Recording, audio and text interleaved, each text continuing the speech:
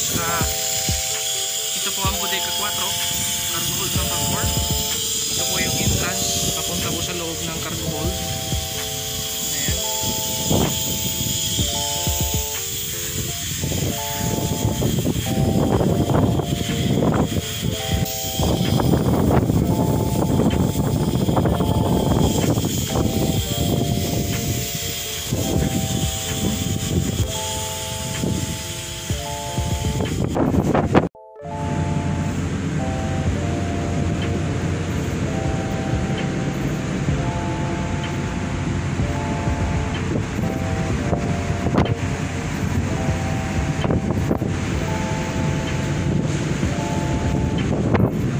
Yo yo yo mga kawaii tubers, muli po Chrysler TV. Shoutout nga pala po sa aking wifey at sa aking mga tatlong Marias, si Nicole, si Lorraine at saka si Amira. So sila po yung aking inspirasyon sa pagbabarko, kasi kung wala po sila, wala po ako dito.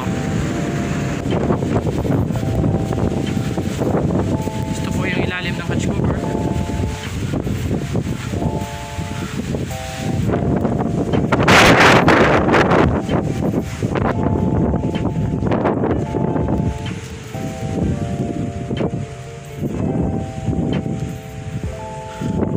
So nandito po ako sa forward part ng Cargo Hold number 4. Top view. Ayan po yung top view. Ayan po yung tank top. Ayan po yung Cargo Hold number 4, mga kawaii tubers. So yan po yung aking tatrabahunin today, fresh water washing.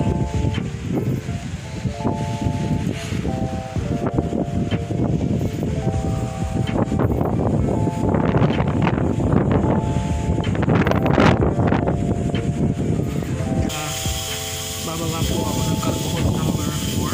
Nandito na po ako ngayon sa manhole, spiral ladder. Yeah.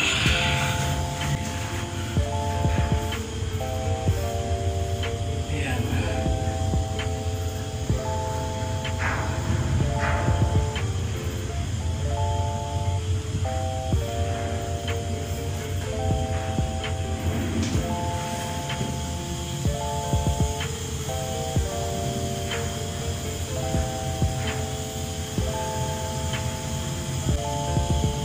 Ayan, pasok yan. Sino may hawak na radyo? Ako, sir. Si Benjita, sir.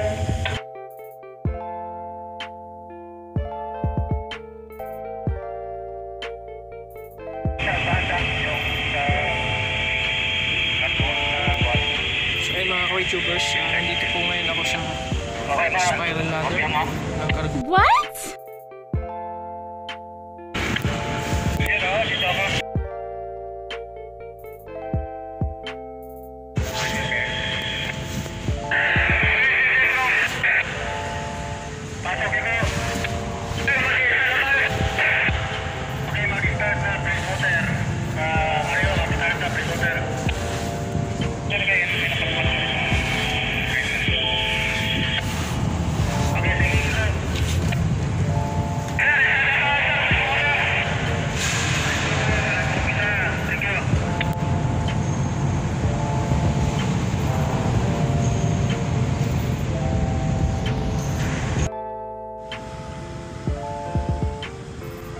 Ayan mga kawaii tubers, hello po sa inyong lahat.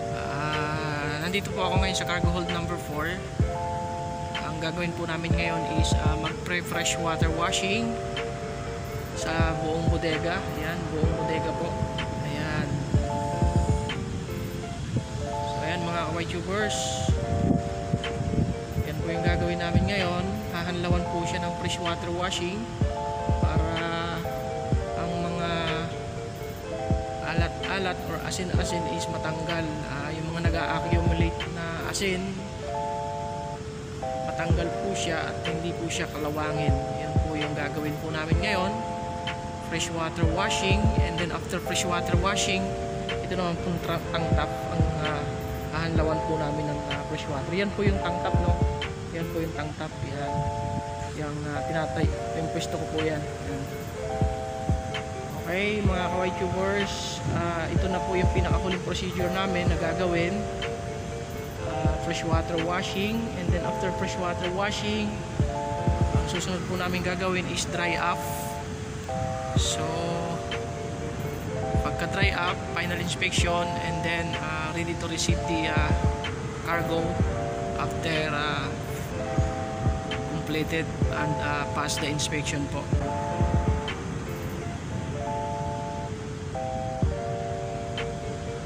Okay, mga ka-tubers, simulan po namin ang pag-anlaw ng fresh water. Gamit po ang water tubig. Ito po yung water tubig. Ayan. And then malaking hose para sa fresh water.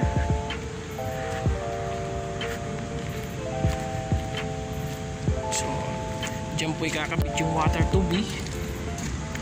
Ayan. With combination po yan ng air on deck o air, may hangin po siya para makaabot po siya doon sa pinakataas. Ayan, sa pinakataas ng underdeck shell. Ayan, makikita nyo po na kinalawang siya kasi nilagyan po namin ng ballast water itong cargo hold number 4 kasi tumuwid po kami ng Pacific. So masama ang panahon, ito po yung purpose namin. Pag masama ang panahon, nilalagyan namin ng ballast water itong cargo hold number 4 para hindi kami super light condition. Ayan, so kinalawang po siya. So ngayon hahanlawan po namin ngayon ang fresh water. So natapos na po ito dati na na linisan.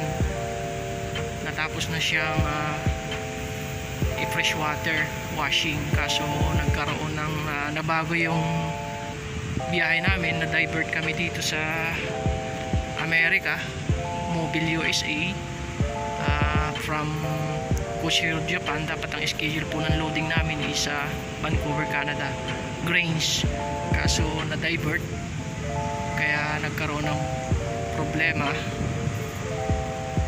Imbis na ready na po yung cargo hold, nilagyan pa ng ballast water, gawa ng tumawid po kami ng Pacific Ocean. So for safety na rin, kaya nilagyan tong cargo hold number 4. So ayan mga kaway tubers, simulan na po namin ang aming pag-fresh water.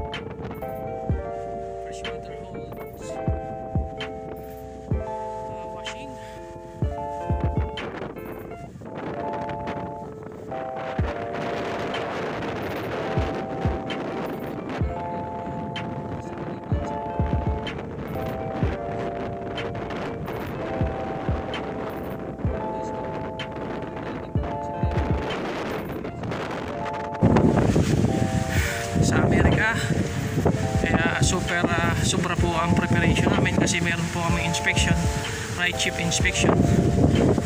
So kailangan maganda ang barko, malinis para maging successful ang aming preparation sa arrival port. So kailangan namin gawin ng lahat para maging resulta ng port inspection sa loading port, mga Kawai Tubers.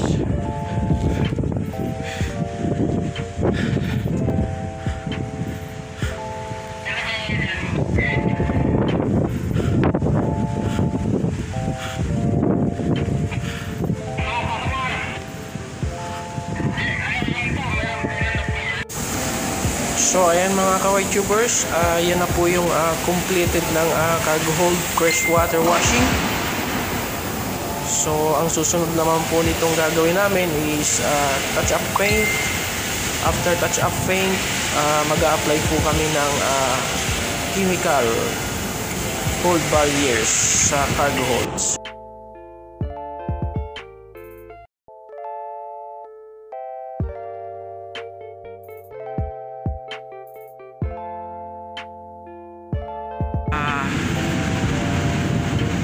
At shoutout din po sa mga nagsasubscribe sa akin. Ngayon po ay 579 subscriber na po ako. Salamat po sa inyong suporta. Diyan po sa 579 kasama na po kayo diyang lahat. Hindi ko na po kayo iisa-isahin. Salamat po sa inyong pagtangkilik at pag-subscribe sa aking channel. Salamat po sa inyo. God bless.